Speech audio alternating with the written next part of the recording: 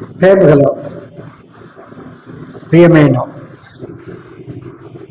పరిశుద్ధుడైన సజీవమైన నిజమైన నిత్య జీవము కలిగిన సత్యదేవుడవైన ఆకాశమందున్న అంతటా అన్ని సమయాల్లో ఉన్న మా పరలోక తండ్రి యేసు క్రీస్తు ప్రభు నామాన్ని బట్టి హృదయపూర్వకమైన కృతజ్ఞతాస్తుతి ఆరాధనలు చెల్లిస్తూ మీ పాదములు చెందుకొస్తున్నాం. మా తండ్రి పాటల ద్వారా మనం స్తుతించి పాడి కీర్తించి గణపతుల కృప మాకు ఇచ్చినందుకే స్తుతిస్తున్నాం. పాలు పొందిన బిడ్డలందరిని బట్టి మీకు వందనాలు. ఆరాధన కొరకై చదువుకునే లేఖన భావం ద్వారా మాతో మాట్లాడండి. నీ మెల్లని స్వరాన్ని వినిపించాలి. ఆరాధన ఆత్మతో మమ్మల్ని నింపండి. ఆత్మతో సత్యంతో ఆరాధించడానికి కృపదించాడు. యేసునామమున స్తుతించి ప్రార్థించి వేస్తున్నాం తండ్రి.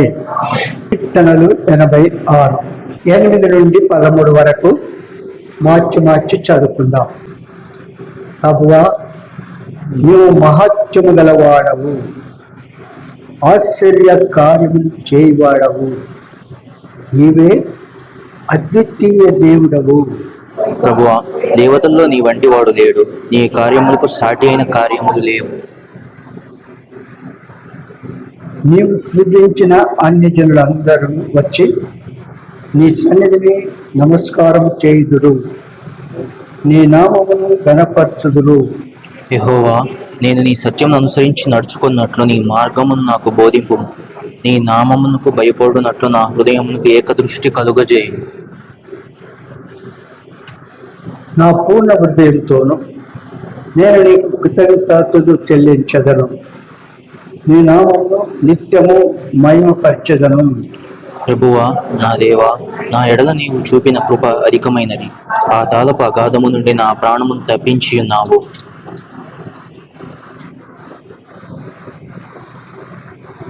మొదటి దిన వృత్తాంతములు 16వ అధ్యాయం 37 39 చదువుకుందాం. 37 మొదట. అప్పుడు మందసము ముందర నిత్యము కావలసిన అనుదిన సేవ జరుపుటకై దావీదు అచ్చట యెహోవా నిబంధన మందసం మీద ఆసాపును అతని సోదరులు నియమించారు. 39 గిబియాలోని ఉన్నత తరములున్న యెహోవా గుడారం మీదను అచ్చటి బలిపీఠం మీదను యెహోవా ఇశ్రాయేలీయులకు ఆజ్ఞాపించిన ధర్మశాస్త్రమందు వ్రాయబడి ఉన్న ప్రకారము. చాలు. ఇక్కడ 36వ చదువుతాను చూడండి. మేము నీ పరిశుద్ధ నామములకు కృతజ్ఞతలు చెల్లించినట్లు, నిన్ను స్తుతించుతూ అతిశయించినట్లు అన్యజనుల వశంలో నుండి మమ్మను విడిపింపుము అని ఆయనను బతిమాలు కొనడే. ఇశ్రాయేలీయులకు దేవుడైన యెహోవా యుగములన్నిటను స్తోత్రము నొందునుగాక. ఈలాగు వారు పాడగా జనులందరూ ఆమెన్ అని చెప్పి యెహోవాను స్తుతించిరి. ఏం చేసినారు? యెహోవాను స్తుతించిరి. ఇక్కడ 37వ వచనం మొదటి దిన వృత్తాంతములు 16:37లో ఆరాధన అనేది ఏదో ఒక ప్రత్యేక దినానికి పరిమితం కాలేదు. ఆరాధన ఏదో ఒక దినానికి పరిమితం కాలేదు. అది అనుదిన జీవితంలో భాగం. ఆరాధన అనుదిన జీవితంలో భాగం. 39 వచనం 16:39. ఈ సమయంలో 2 ఆరాధన స్థలాలు ఉన్నట్టున్నది. ఇక్కడ ఎన్ని 2 ఆరాధన స్థలాలు ఉన్నట్టుగా చూస్తున్నాం. ఒకటి జెరూసలేములోని దేవుని మందసం దగ్గర, ఒకటి యెరూషలేములోని దేవుని మందసము దగ్గర, రెండవది గిబియాలోని సన్నిధి గుడారం దగ్గర. గిబియాలోని సన్నిధి గుడారం దగ్గర మొదటి దినవృత్తాంతములు 29. మోషే అరణ్యమందు చేయించిన యెహోవా నివాసపు గుడారమును దహన బలిపీఠమును ఆ కాలమందు గిబియోనులోని ఉన్నత స్థలమందుండెను. ఎక్కడుండే? ఆ కాలమందు గిబియోనులోని ఉన్నత స్థలమందుండెను. రెండవది, ఇక్కడ గిబియోనులోని సన్నిధిలో గుడారము ఉన్నట్టు చూస్తాం. ఎందుకు ఆ విధంగా ఉందంటే, సొలొమోను యెరూషలేములో ఆలయం కట్టే వరకు, సొలొమోను యెరూషలేములో దేవుని మందిరము కట్టేంత వరకు సన్నిధి గుడారము గిబియోనులో ఉండిపోయినది. సన్నిధి గుడారము ఎక్కడ? గిబియోనులో ఉండిపోయినది. కనుక వారు ఏం చేస్తున్నారు? ఆ ప్రభును అక్కడ దేవుడు ఏర్పాటు చేసిన స్థలంలో వారు ప్రభును స్తుతిస్తూ ఉన్నారు. అందుకే ఇక్కడ 36వ వచనంలో, మేము నీ పరిశుద్ధ నామమునకు కృతజ్ఞతలు చెల్లించినట్లు నిన్ను స్తుతించు అతిశయించినట్లు అన్యజనుల వశంలో నుండి మమ్మను విడిపింపుము అని ఆయనను బతిమాలుకొనుడి. ఇశ్రాయేలీయులకు దేవుడైన యెహోవా యుగ యుగములన్నిటను స్తోత్రమునందునుగాక. ఈలాగున వారు పాడగా జనులందరూ ఆమెన్ అని చెప్పి యెహోవాను స్తుతించిరి. జనులందరూ ఆమెన్ అని చెప్పి తర్వాత ఆ ప్రభువును ఏం చేసినారు? యెహోవాను స్తుతించిరి. మన దినాల్లో ప్రార్థన చేసేటప్పుడు, ఆరాధన చేసేటప్పుడు ఎవరైతే ఆరాధన చేస్తున్నారో, ప్రార్థిస్తున్నారో వారి ప్రార్థనలు, వారి ఆరాధనలు మనము వినాలి, దాన్ని ఏకీభవించాల. ఇక్కడ వచ్చినాం కదా అని కూర్చొని దేశమంతా దిగి వచ్చి ఆమెనని చెప్పి రావడం అది దైవ పద్ధతి కాదు. ఆమెన్ అని ఎప్పుడు చెప్పాలా? అందరూ ఏకీభవించి వారు చేసిన ప్రార్థనలు, ఆరాధనలు ఆమెన్ అని చెప్పినప్పుడు అందరూ కూడా ఆమెన్ అని చెప్పాలి. చాలాసార్లు నేను ప్రార్థన సమయంలో హెచ్చరిస్తూ ఉంటున్నాను, వీళ్ళు ఎందుకు ఇంత నిర్లక్ష్యంగా ఉంటారో, దేవుని సన్నిధిలో అవిధేయులుగా ప్రవర్తిస్తారో, వాతవేయబడిన మనస్సాక్షి కొనసాగుతారో తెలియదు. దేవుని మీద ఆవకిందంత ఉన్నట్టుగా కనబడదు. ఎందుకంటే వారు ఫోన్ ఆన్ చేస్తారు, ఫోన్ దగ్గర ఉన్న తెలిస్తే పడతారు. ఏం చేస్తారు? వచ్చిన ఇక్కడ వస్తున్నా ఇదా.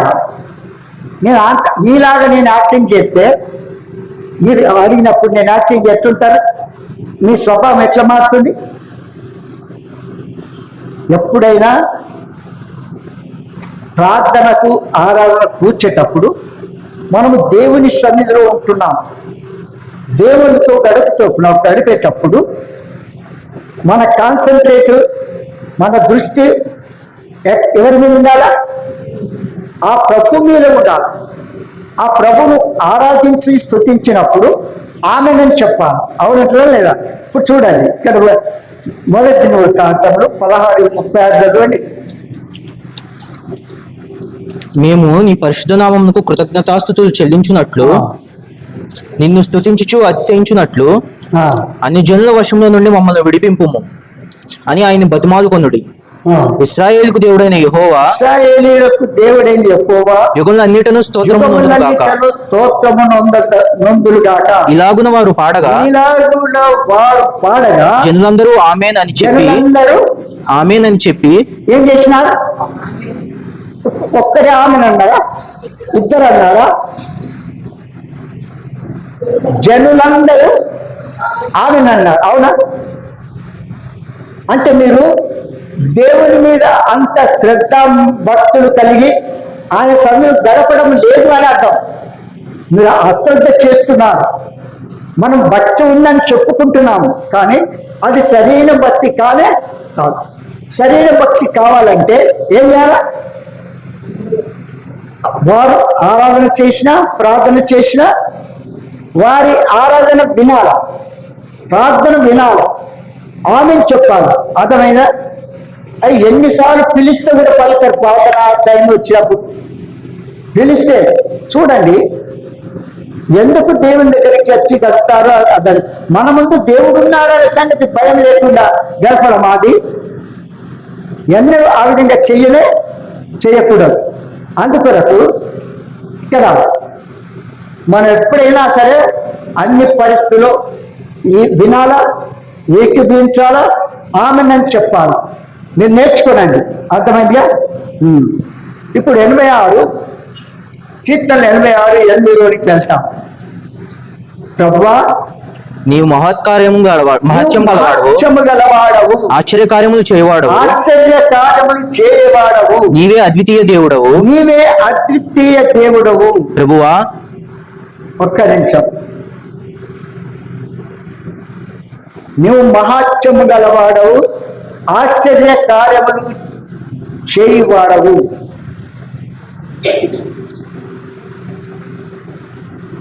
ఇక్కడ రాత్రి నేను చూసిన సంగతి చెప్తున్నాను.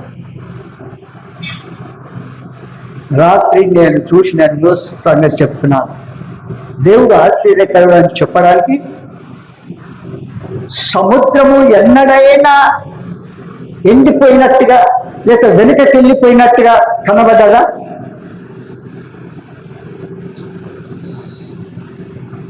నిన్నటి రాత్రి సముద్రము దాదాపు 1000 కిలోమీటర్ల మీటర్ల ఫీట్లో అంత డిస్టెన్స్ సముద్రము ఎండిపోయి అందులో జీవరాశులన్నీ ఎక్కడ నీరున్నదో అని పరిగెత్తుతున్నాయి. అందులో ఉన్న జీవరాశులన్నీ ఏమవుతున్నాయి? నీటి కొరకు పరిగెత్తుతూ ఉన్నాయి. చూడండి, అంటే దేవుడు ఏదైనా చేయగలడు. అవునా? దేవుడు ఆయన ఏదైనా చేయగలడు. ఎంత మీరు చాలా జాగ్రత్త. ప్రభు రాకడ బహు సమీపంగా ఉన్నది. మీరు ఏ మాత్రమును అశ్రద్ధ చేసినారా? దేవుని సందులో నిర్లక్ష్యంగా ఉన్నారా? భక్తి విశ్వాసములు కోల్పోయి జీవించారా? మన జీవితము ఏమవుతుందో తెలియదు. మీరు చెప్పేది స్వార్థం చెప్తున్నా. యూత, ఇస్రాయేలీలు, అమెరికా, ఇరాన్ ఇవన్నీ యుద్ధాలు చేస్తున్నారని తెలుసు. అవునా? నిన్నటి రాత్రి చూశారు యుద్ధము. ఎక్కడ చూసినా బాంబులతో వారి శక్తి సామర్థ్యాలు చూపించుకుంటున్నారు. భవనాలన్నీ కూల్చేస్తున్నారు. మనుషులందరూ చనిపోతున్నారు. చూడండి, అంటే ఎందుకు ఈ మాట చెప్తున్నానంటే ప్రభు రాకడకు సూచనలు నెరవేరుతున్నాయి. అవునా? వరదలు, భూకంపములు. ఒక దగ్గర తుఫాను వచ్చిందంటే అబ్బబ్బో, అది ఏం తుఫాను! ఇంతవరకు నేను ఎప్పుడు చూడలేదు. అలాంటి తుఫానులు వచ్చి ఇళ్ళన్నీ, కార్లు ఎక్కడికక్కడో లేచి ఎగిరిపోయి ఎక్కడ పడుతున్నాయో వస్తుంది. మనుషులు సైతం ఎగిరిపోయి ఇక్కడి నుంచి ఇంకొక దగ్గర పడిపోతున్నారు. చూసావు? వీటన్నిటికీ కారణము మన దేవుని కృపను బట్టి రక్షింపబడిన మనము ఆయన రాకొడకరికి సిద్ధపడాలని ముందుగానే మనకు బయలుపరిచినాడు. ఎంత మన కృతజ్ఞతలు అయి ఉండాలి. వాస్తవంగా చెప్పాలంటే ఆ సంగతి తెలియని వారు ఉన్న బ్లైండ్గా వెళ్ళిపోతారు. కనుక ఆ మహాదేవుడు ఎలాంటి వాడు? మహత్యము గలవాడు, ఆశ్చర్యకార్యములు చేయు దేవుడు వాడు. నీవే అద్వితీయ దేవుడు. మీకా గ్రంథము 7వ అధ్యాయం 18వ వచనం చదవండి. తన స్వాస్థ్యములో శేషించిన వారి దోషమును పరిహరించి వారు చేసిన అతిక్రమముల విషయమై వారిని క్షమించు దేవుడు అయిన నీతో సముడైన దేవుడున్నాడా?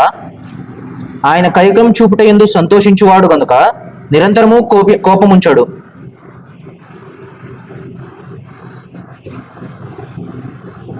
తన స్వాస్థ్యములో శేషించిన వారి దోషమును పరిహరించి వారు చేసిన అతిక్రమణ విషయమైన వారిని క్షమించు దేవుడవైన నీతో సముడైన దేవుడున్నాడా?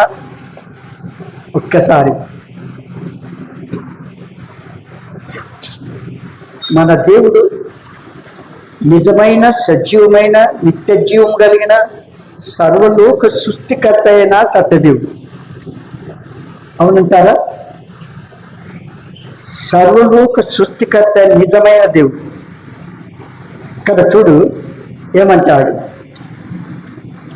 వారు చేసిన అతిక్రమములను విషయమై వారిని క్షమించు దేవుడవైన నీతో సముడైన దేవుడు ఉన్నాడా? చూడండి, మనందరము పాపులము. ఆది మానవుడు చేసిన పాపమును బట్టి వారి ద్వారా కలిగిన సంతానమంతా నరజాతి యావత్తు జన్మ కర్మ పాపములతో లోకములో కొనసాగుతున్నాం. అవునా? పాపములతో కొనసాగుతున్న మరణను పాపులను శిక్షించేవారు ఉన్నారు, కానీ రక్షించేవారు ఉన్నారా? పాపులను శిక్షించేవారు ఉన్నారు, కానీ రక్షించేవారు ఉన్నారా? చూడు, మన దేవుడు ఎలాంటి వారు చూడండి.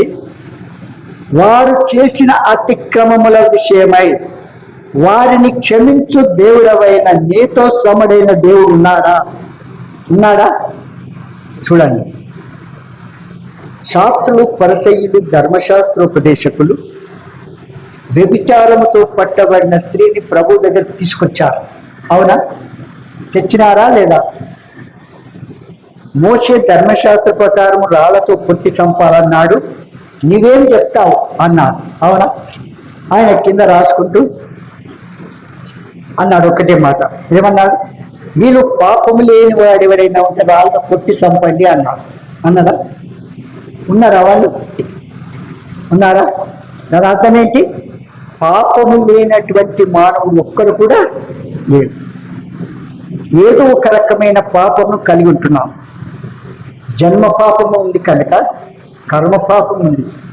ఈ జన్మ కర్మ పాపములను ఆ ప్రభు ఒక్కడే క్షమించేవాడు. పాపులను ప్రేమించిన ప్రేమామూర్తి. అందుకే ఆయన ఏం చేస్తున్నాడు? ఆయన మనల్ని క్షమించి అతిక్రమం విషయంలో వారిని క్షమించు దేవుడు. మన అతిక్రమ విషయంలో ఆయన ఎలాంటి వాడు? క్షమించే దేవుడు. కనుక ఆయన ఎంత స్తుతించిన మన నోరు చాలనే చాలా. కనుక పాపులను పరిశుద్ధులుగా మార్చడం అంత సులువైన మార్గం కాదు అనుకోనండి. ఒక కుటుంబంలో తల్లిదండ్రులు పరిశుద్ధులు. తల్లిదండ్రులు పరిశుద్ధులైతే వారికి కుమారులు, కుమార్తెలు ఉంటారు. ఆ కుమారులు, కుమార్తెలను పరిశుద్ధులుగా ఈ తల్లిదండ్రులు మార్చగలుగుతారా? మారుస్తారా? తల్లిదండ్రులు పరిశుద్ధులు కనుక వీళ్ళ పిల్లలు పరిశుద్ధులు అవుతారా? ఎన్నడూ కాదు. చూడండి, కనుక వారి జన్మమును బట్టి ఉన్న పాపమును బట్టి ఎంత ఛాయశక్తిలో మనం ప్రయత్నం చేస్తూ ఉంటే కూడా వారి జీవితాన్ని మార్చం. చూడండి, ఇప్పుడు మేరీ సిస్టర్ ఉన్నారా? వాళ్ళు వ్యక్తిగతంగా, కుటుంబముగా, సంఘముగా వారి పిల్లల కొరకు ప్రార్థన చేస్తూ ఉంటున్నారు. సంఘం కూడా చేస్తుంది.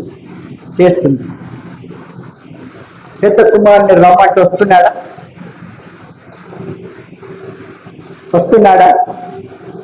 వెళ్ళండి, మీరు వెళ్ళేటికి వెళ్ళండి, నా సంగతి విడిచిపెట్టాను. ఇప్పుడు నేను ఉద్యోగం చేసి సంపాదిస్తున్నా కనుక నన్నేం అడగద్దు. ఈలోక సంపదన మన ఎంబడి రాదు. ఇవన్నీ ఒక దినం వదిలిపెట్టి వెళ్ళాలా. మీ ఆత్మ రక్షణ కొరకు ప్రాముఖ్యమైంది. భూ సంబంధమైన వాటి కొరకు ప్రాకులాడకండి. ప్రభువే ఆయన ఓన్ టైంలో మన అక్కలు తీరుస్తాడు. మనం నమ్మకస్తులమైతే, మనం పరిశుద్ధులమైతే, మనం పవిత్రముగా ఉన్నట్లయితే, ఆ దేవుడు చెప్పినట్లు నడుచుకున్నట్లయితే ఎంతైనా చేయగలం. అసాధ్యమైన కార్యములను సాధ్యము చేసే దేవుడు. అసాధ్యమైన కార్యములను కనుక అలాంటి దేవుని కలిగి ఉన్న మనము ఏం చేయాలి? ఆ ప్రభును స్తుతించాల. ఎందుకు చెప్పండి?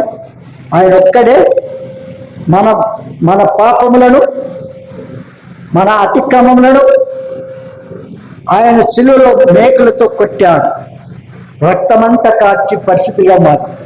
అది దేవుని కృప. అది దేవుని, మన రక్షింపబడ్డామంటే అది దేవుని కృప. ఆ కృపనాధారం చేసుకొని విచ్చలవిడిగా ప్రవర్తించకూడదు. ప్రభు మీకు ఇది ఎంతమంది చెప్పినాడు, ఏం చెప్పినాడు చెప్పండి? ఆరాధన ఒక స్థలానికి ఏర్పాటు చేయబడినది కాదు. అవునంటారా లేదా? ఆరాధన అన్ని పరిస్థితుల్లో ఆరాధించాలి, ఎల్లప్పుడూ ఆరాధించాలి. దేవుడు పరిశుద్ధులు ఎక్కడైతే ఉంటారో అక్కడ మనము ఏం చేయాలా? ఆ ప్రభును ఆరాధించాలి.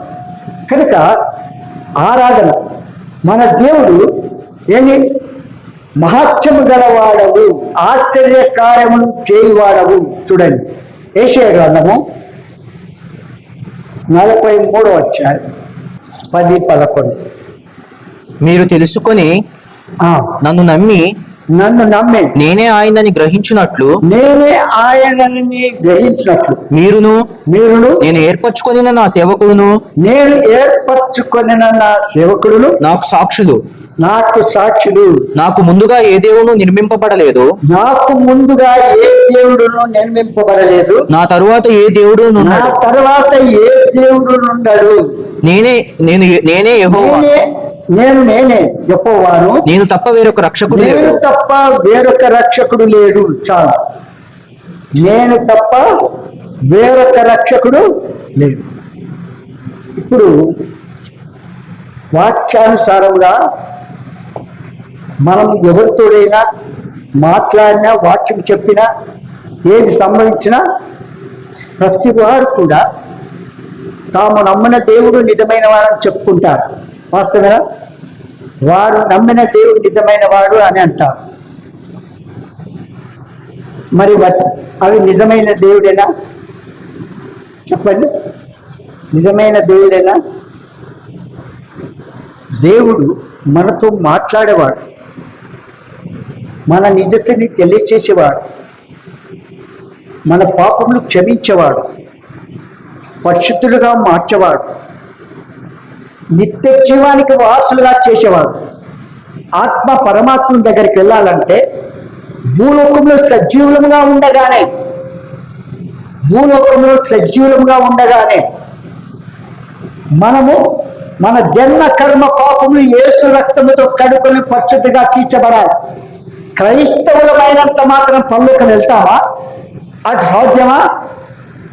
వీళ్ళు క్రైస్తవులు కనుక నా వల్ల లేని పప్పులం పైకి పరలోకం అంటాడా? ఆయన న్యాయవంతుడు, యథార్థవంతుడు. కనుక అన్యాయపు తీర్పు తీర్చేవాడు కాల్సుమా. దేవుని ప్రజలు పరిశుద్ధులుగా రక్షింపబడిన మనము కార్య ఆరంభం కంటే అంతము ప్రభుతో ముగించే జీవితం. ఒక దినంతో ఉండేది కాదు, అంతము ప్రభుతో కూడా ముగించాలి. అలాంటి భక్తి జీవితంలో మనం కొనసాగించాలి. అవునా? అట్లు జీవిస్తూ ఆ ప్రభును ఏం చేయాలి? ఆరాధన చేయాలి. ఆ ప్రభుని ఎంతైనా స్తుతించవచ్చు, ఎంతైనా. చూడండి 86:9 కీర్తనలు 86:9. ప్రభువా దేవతల్లో నీ వంటి వాడు లేడు. చూడండి, దేవతలలో నీ వంటి వాడు లేడు, నీ కార్యములకు సాటైన కార్యములు లేవు. ఇక్కడ చూడండి, నేను రాత్రి ఒక విషయం చూశాను. ఏంటంటే యాకోబు రాత్రంతా దేవునితో పోరాడి ఏం చేసినాడు? దేవుని దూత యాకోబు దగ్గరికి వచ్చి, యాకోబు ప్రార్థన చేస్తున్న యాకోబు ఆ దేవుని దూతను పట్టుకొని వినడం లేని, నీవు నన్ను దీవించే వరకు నేను వదిలిపెట్టాను. నీ పేరు ఏమంటుంది దూత? నీ పేరు, నా పేరు యాకోబు,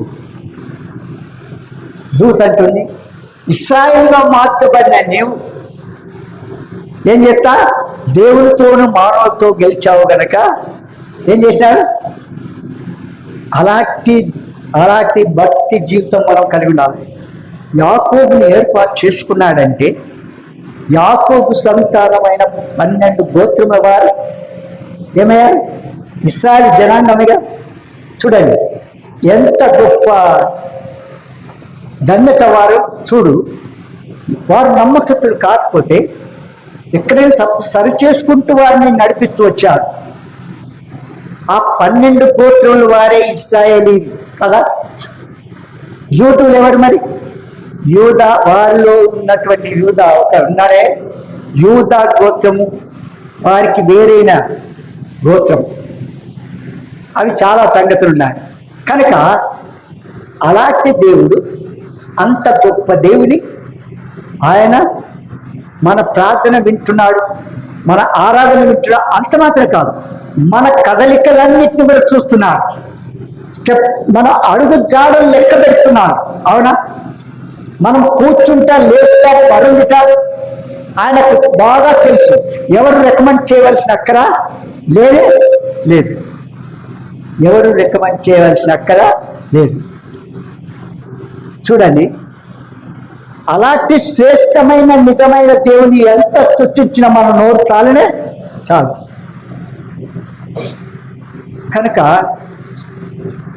ఆ ప్రభువు దేవతలందరికంటే ఎలాంటి వాడు?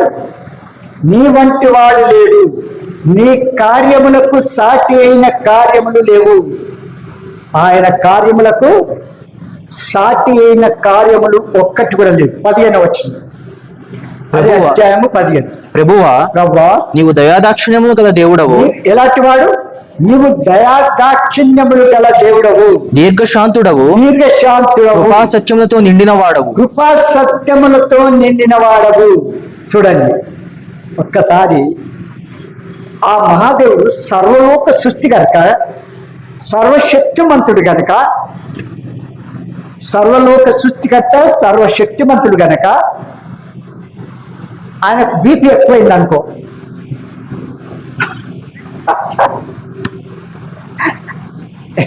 ఎందుకు చెప్తున్నా, అట్లుంటారా? ఆయన స్వాధీనంలో ఉంటారు.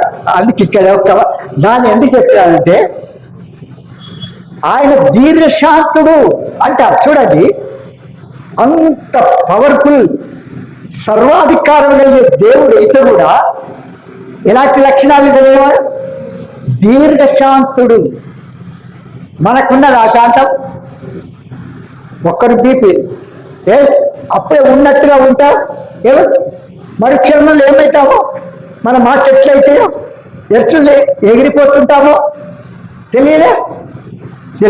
చూడండి, అదే దేవుడైతే చూడు, ఆయన దీర్ఘశాంతుడు. ఆయన ఎలాంటి వాడు? దీర్ఘశాంతుడు, కృపా సత్యములతో నిండిన వాడవు. ఎలాంటి వాడు? కృపా సత్యములతో నిండిన వాడు. 130 కీర్తనలు 130 3-4. యెహోవా, నీవు దోషములను కనిపెట్టి చూచిన యెడల ప్రభువా, ఎవడు నిలువగలడు? వాస్తవం కదా. నీవు దోషములు కనిపెట్టి చూస్తే ఎవరైనా నిలుస్తారా? నాకు పవర్ ఉంది కనుక పక్కకు అంటారా? నాకు సకల శక్తి మంతుడు కనుక అలా చంపేస్తాడా? చూడు ఎట్లా. కనుక అదే మానవుడైతే వారి నైజము ఎట్లుంటే చూడాలి. వారు చూపించుకుంటూ ఉంటారు శక్తి సామర్థ్యములు.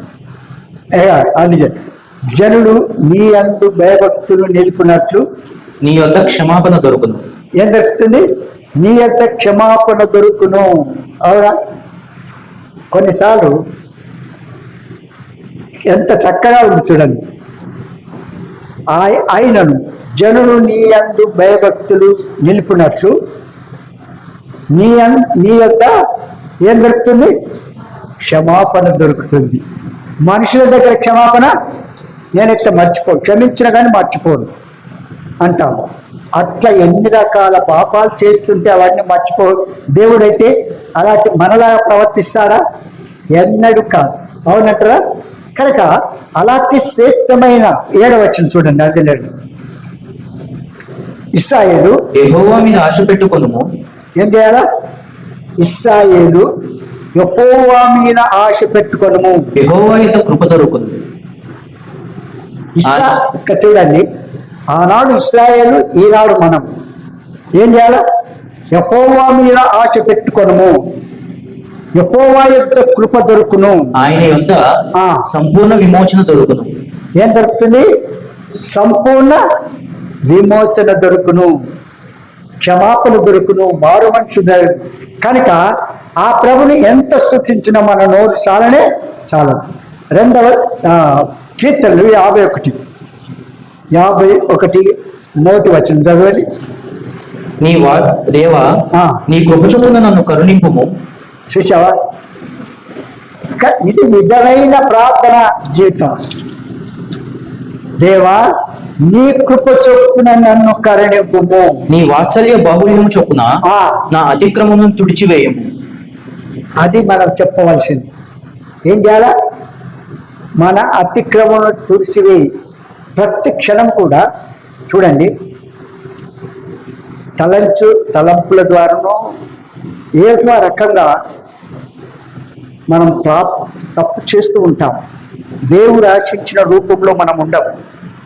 అలాంటప్పుడు ప్రభు దగ్గరికి వెళుతూ ఉన్నప్పుడెల్లా, ఆరాధన కానీ ప్రార్థన చేసినప్పుడు కానీ ప్రభువును క్షమాపణ వేడుకుంటూ ఆ రక్త ప్రోక్షణకని తెచ్చుకుంటూ ప్రభు దగ్గరికి సమీపించాలి. ఎప్పుడైనా సరే ఏదో ఒక రకంగా అనుకోని రీతిగా లోకంలో కొనసాగుతూ మన కందృష్టి ఏదో కాని దాని మీద పడుతుంది. అప్పుడు ఏదో ఒక అనుకోకుండా మనకు వచ్చే తలంపు మంచిది కావచ్చు, చెడుది కావచ్చు. ఏమంటావు?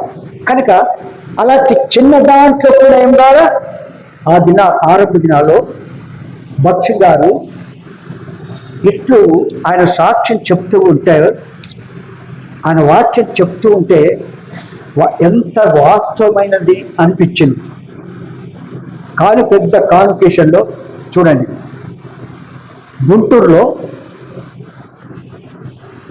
గుంటూరులో ఆయన చూసిందేమో, ఆయన చెప్పిన సంగతి చెప్తున్నా.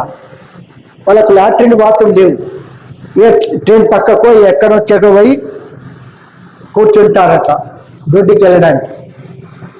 అనుకోకుండా ఒక దృష్టి పడింది అనుకో, మన తలంపు ఎలాగైనా మారిపోతుందేమో. ఎందుకు చెప్తున్నానంటే, మన కను దృష్టి లోకము ఎట్టు తిరుగుతుందో మనకు తెలియదు కనుక, తెలిసి తెలియక చేసిన పాపముల విషయంలో క్షమాపణ వేడుకుంటూ ప్రభువును సమీపించాలి. అప్పుడు ప్రభు మన పాపములు క్షమిస్తాడు, మన ఆరాధన అంగీకరిస్తాడు, మన ప్రార్థన అంగీకరిస్తాడు, నిత్య జీవానికి వారసుగా మనల్ని చేస్తాడు. కనుక ఇక్కడ కీర్తనకారుడు రచయిత అంటాడు దావీదు, దేవా నీ కృప చొప్పున నన్ను కరుణింపుము. ఎందుకు? నేను అపవిత్రుడనయ్యా, నేను పాపాత్మునే. రాజు అయినంత మాత్రాన రాజులాగా ప్రవర్తిస్తున్నాడా? మామూలు వ్యక్తిలాగా దేవుని దగ్గర ఎంతో భయం భక్తి కలిగిన వాడుగా ఆయన ఏమంటున్నాడు? నీ కృప చొప్పున నన్ను కరుణింపు, నీ వాత్సల్య బావులము చొప్పున నా అతిక్రమములను తుడిచివేయము. ఏం చేయాలా? మన అతిక్రమం తుడిచివేయబడినప్పుడు ఆ ప్రభుని ఎంతైనా మనం స్తుతిస్తాము. 8వ వచనం చూడండి. ఉత్సాహ సంతోషములు నాకు వినిపింపుము. ఉత్సాహ సంతోషములు నాకు వినిపింపుము. అప్పుడు నీవు విరిచిన ఎముకలను హర్షించును. అప్పుడు నీవు విరిచిన ఎముకలను హర్షించును. ఏం చేస్తాయి? కనుక మన జీవితంలో ప్రభువును పోలి నడుచుకోవాలి. ప్రభువును పోలి 25వ అధ్యాయం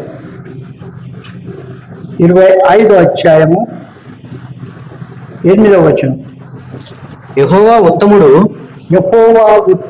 యథార్థవంతుడై ఉన్నాడు. ఎలాంటి వాడు? ఉత్తముడును యథార్థవంతుడై ఉన్నాడు. కావున తన మార్గమును గూర్చి ఆయన పాపులకు ఉపదేశించును. పాపులకు ఉపదేశించును. ఏం చేస్తాడు?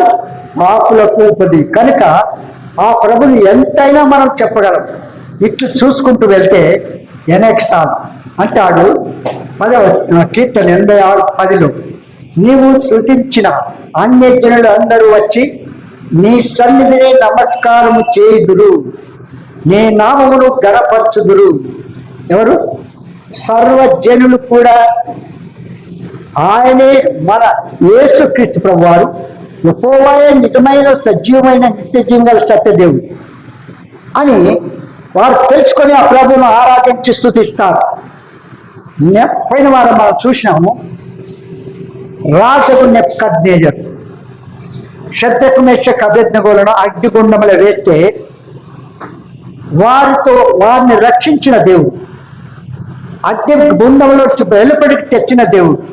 అది చూసిన రాజైన విగ్రహారాధికుడైనటువంటి నెబుకద్నెజరు తాను నిలబెట్టిన ప్రతిమ వట్టిదని గ్రహించి ఈ విధంగా రక్షించకు సమర్థుడైన దేవుడు మరి ఏ దేవుడును లేడు అంటాడు. అవునంటారా కదా? అన్నాడా లేదా? ఎందుకు మాట చెప్పినాను? అన్యజనులు ఆయన్ను ఆయన ఆరాధిస్తారు, వారి సత్యాన్ని వారు తెలుసుకుంటారు. తెలియదు కనుక వారు మాట్లాడుతుంటారు.